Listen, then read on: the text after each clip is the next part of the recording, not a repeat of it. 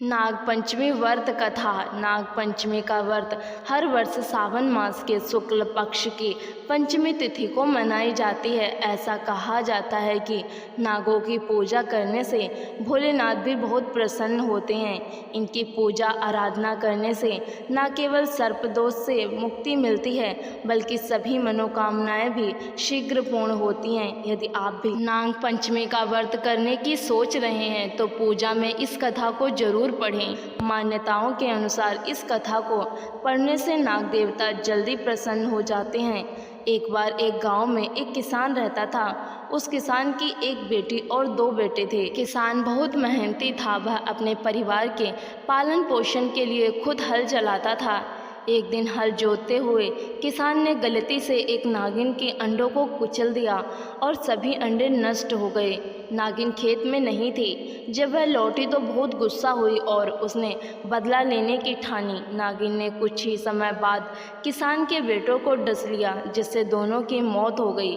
नागिन किसान की बेटी को भी डसना चाहती थी लेकिन वो घर पर नहीं थी। अगले दिन नागिन फिर किसान के घर आई तो देखकर बहुत हैरान हुई क्योंकि किसान की बेटी ने नागिन के सामने एक कटोरी में दूध रख दिया और नागिन से माफ़ी मांगने लगी। किसान की बेटी के इस रवैये से नागिन बहुत खुश हुई और नागिन ने दोनों भाइयों को जीवित कर दिया। ये घटना श्रावण शुक्ल की पंचमी को हुई थी।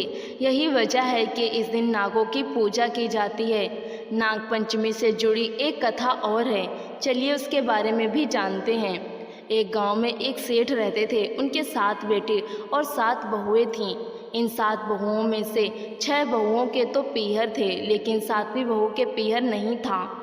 जब वह गर्भवती हुई तो उसे घेवर खाने की इच्छा हो रही थी। उसका पीहर नहीं था तो उसने एक घेवर चुराकर जब पानी भरने गई तब अपने साथ ले गई। सोचा वहीं खा लूँगी तो वहाँ जाकर एक पेड़ के नीचे घेवर को रख दिया और सोचा कि पानी भरकर आराम से घेवर खा लूँगी। जब वह पानी भरकर घेवर लेने गई तो वहाँ घेवर नहीं मिला।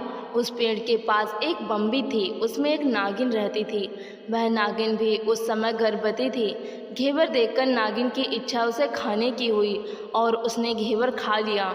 उस नागिन ने सोचा कि यदि साहूकार की बहू मुझे गाली देगी तो मैं उसे डस लूँगी और यदि कुछ नहीं कहेगी तो इस बिना पीहर की को पीहर दिखा दूँगी। साहूकार की बहू ने कहा कि शायद कोई मेरी जैसी ही होगी जिसने यह घेवर खा लिया। ऐसा सुनकर नागिन बहुत खुश हुई और उसने अपने बेटों से कहा कि तुम इंसान का रूप बनाकर जाओ और साहूकार के बेटे की बहू को लेकर आओ। नागिन के बच्चे इंसान का रूप धारण करके सेठ के घर चले गए। वहाँ जाकर उन्होंने कहा कि हम हमारी बहन को लेने के लिए आए हैं। तब सास ने कहा कि पहले तो कभी नहीं आए, इतने दिन कहाँ थे? तब उन्होंने कहा कि जब हमारी बहन का जन्म हुआ था तब हम नानी के घर थे और शादी हुई तब हम परदेश कमाने के लिए गए हुए थे। उन लड़कों ने बहुत सारे कपड़े, गहने और मिठाइयाँ बहन के सास और जेठानियों के लिए ले गए थे। सास अत्यंत प्रसन्न थी और जेठानियाँ उसे देखकर जल कुड़ रही थी। सास ने बहू को उनके साथ भेज दिया। बॉबी के पास जाकर उन्होंने कहा, बहन हम नाग हैं। उस दिन जब तुमने पेड़ के नीचे घेवर रखा था तब तुम्हारा घेवर हमारी माँ ने ही खाया था। उन्होंने तुम्हें अपनी बेटी माना है, इस नाते से तुम हमारी बहन हुई। बहन अब तुम हमारी पूँछ को पकड़ लो और डरना मत। उनके कहने पर वह पूँछ पकड़कर बॉबी में चली गई। वहाँ पर उन्होंने उसे बहुत लाड प्यार और सुख से रखा। वहीं पर उसने एक लड़के को जन्म दिया। जब उसका लड़का थोड़ा बड़ा हुआ तब की बात है, पड़ोसन ने सेठ की बहू को सिखा दिया, अगर तू तेरी माँ की इतनी ही लाडली है तो तू तेरी माँ से कहना कि आज तो नागों को दूध मैं ही पिलाऊंगी। पड़ोसन का ताना उसे सहन नहीं हुआ। वह माँ से जिद करके नागों का दूध ठंडा करने लगी। अभी तक दूध ठंडा नहीं हुआ था कि उससे पहले ही उसके बेटे ने घंटी बजा दी। घंटी की आवाज़ सुनकर छोटे बड़े सारे नाग दूध पीने के लिए दौड़ पड़े।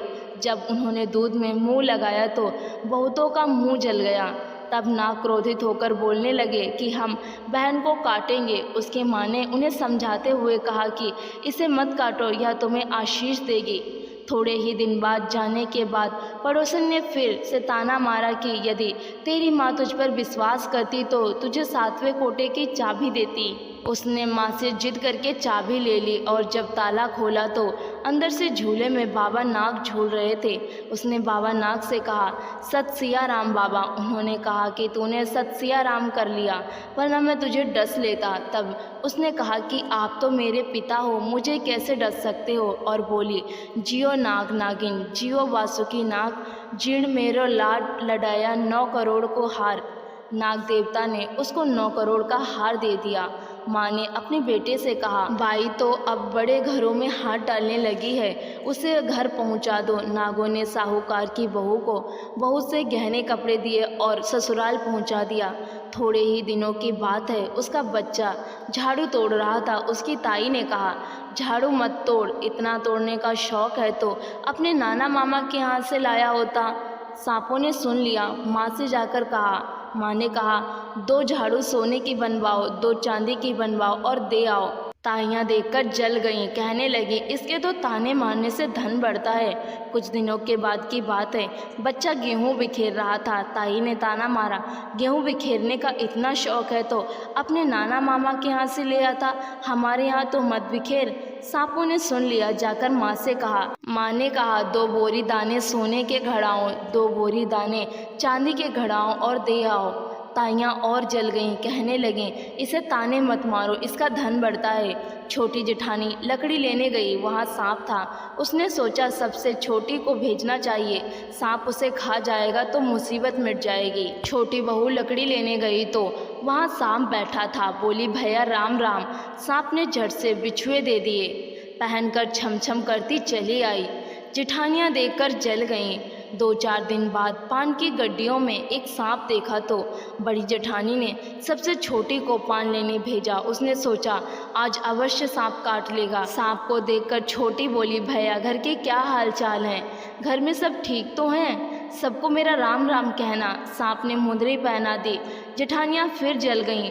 छोटी बहू का पति दुकान से आया, तब उसकी भाभियों ने उसे सिखा दिया कि तेरी बहू के तो सांप बिच्छू से दोस्ती है। साहूकार का बेटा अपनी पत्नी से रात को कहने लगा, सच सच बता, सांप बिच्छू तेरे क्या लगते हैं जो तुझे काटने के बजाय कहने देते हैं? बहू ने कहा, वो तो मेरे भाई भतीजे लगते हैं। फिर उसने सारी बात अपने पति को बताई। पति ने कहा, तो क्या तुम्हारे भाई भतीजे तुम्हें ही बुलाते हैं, कभी अपने जवाई को यानी हमें तो बुलाते नहीं? कोने में छिपे सांपों ने बात सुन ली तो जाकर अपनी माँ से कहा। माँ ने कहा, दोनों को बुला लाओ। वे इंसान का रूप बनाकर दोनों को व बच्चे को बुला लाए। खूब कपड़े गहने देकर तीनों को विदा किया। ऐसा सामर्थ्य पियर नाग पंचमी की कहानी कहने वाले को, नाग पंचमी की कहानी सुनने वाले सबको मिले। जैसे अनपिहरी वो पहले रही थी, किसी को भी ना रखे। अगर आप लोगों को कहानी अच्छी लगी है तो वीडियो को लाइक ज़रूर करें और इसे शेयर भी करें। और इसी तरह के वीडियोस और कहानियाँ देखने के लिए हमारे चैनल हिंदी कहानियों का बॉक्स को सब्सक्राइब ज़रूर करें। वीडियो देखने के लिए आपका बहुत बहुत शुक्रिया।